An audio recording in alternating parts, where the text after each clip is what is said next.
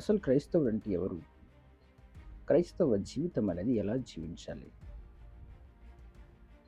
అపోస్తుల కార్యం 11వ అధ్యాయం 26వ వచనంలో మొట్టమొదట అంతియొకయలోని శిష్యులు క్రైస్తవులనబడిరి. క్రైస్తవుడు అంటే క్రీస్తును వెంబడించేటువంటి వాడు. క్రీస్తు యొక్క అడుగు జాడలలో నడిచేటువంటి వ్యక్తి. మొదటగా క్రీస్తుని తన హృదయంలోనికి ఆహ్వానించిన వ్యక్తి అయి ఉండాలి. క్రైస్తవునికి ఉన్నటువంటి మొదటి లక్షణం జీవించుచున్నటువంటి క్రీస్తును తన హృదయంలో కలిగి జీవించాలి. జీవించుచున్నటువంటి క్రీస్తు లేకుండా క్రైస్తవ జీవించడం అనేది చాలా కష్టం. క్రైస్తవం అనేది వారసత్వంగా వచ్చేది కాదు. ఏదో క్రైస్తవ దేశంలో పుడితే నేను క్రైస్తవుని, క్రైస్తవ కుటుంబంలో నేను జన్మిస్తే నేను క్రైస్తవుడిని, వారసత్వంగా క్రైస్తవం అనేది సంక్రమించేది కాదు. క్రైస్తవం అనేది క్రైస్తవుడు అని పిలువబడాలి అంటే జీవించుచున్నటువంటి క్రీస్తును తన హృదయంలో కలిగి ఉన్నప్పుడు అప్పుడు నిజమైనటువంటి క్రైస్తవుడిగా పిలువబడతాడు. రెండవదిగా నీ జీవితంలో మార్పు రావాలి. నీ జీవితంలో మార్పును చూడకుండా పరిశుద్ధాత్ముడు కలుగజేసేటువంటి మార్పు లేకుండా క్రైస్తవ జీవితం అనేది జీవించలేవు. నిజమైనటువంటి క్రైస్తవునిగా నువ్వు చలామణి కాలేవు.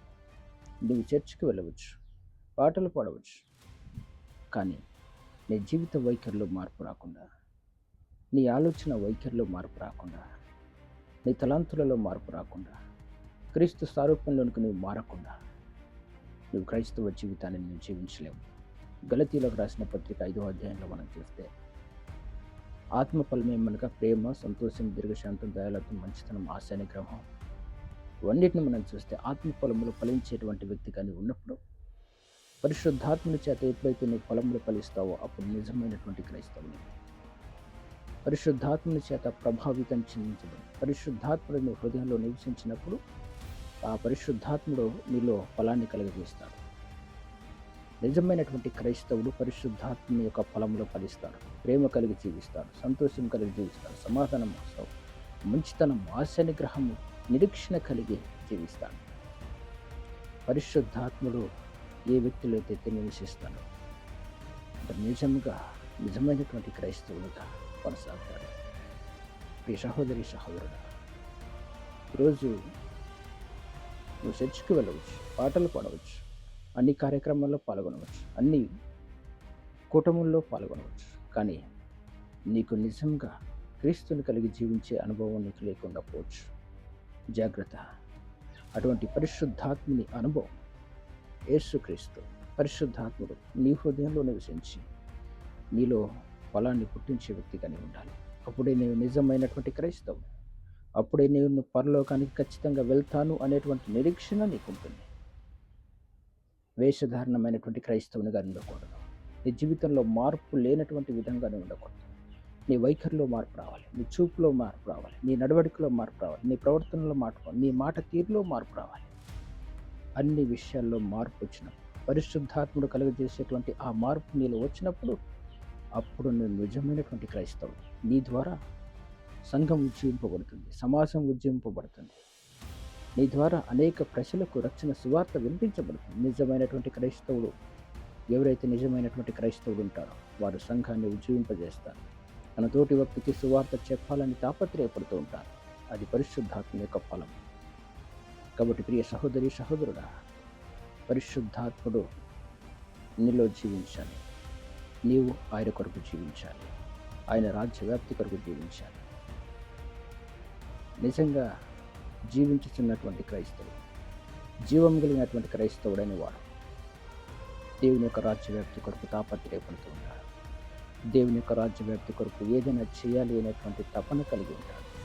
జీవం లేని మృతతుల్యమైనటువంటి క్రైస్తవుడు, నేను వెళ్తే చర్చికి వెళ్ళి వస్తాను, దేవుడు నాకు ఇవ్వాల్సినటువంటి ఆశీర్వాదం ఇస్తే చాలు అని మృతతుల్యమైనటువంటి క్రైస్తవుడు, చలనం లేనటువంటి క్రైస్తవుడు ఆలోచించేటువంటి విధానం ఇది.